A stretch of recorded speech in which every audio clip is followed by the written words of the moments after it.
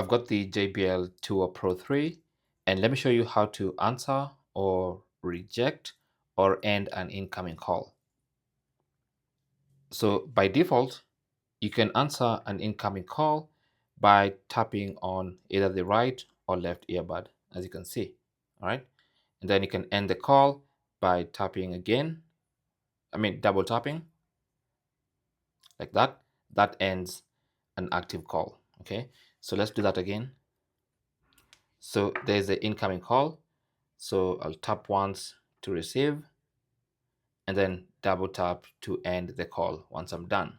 Now, if you want to reject that incoming call, like this one, you simply touch and hold. So touch and hold.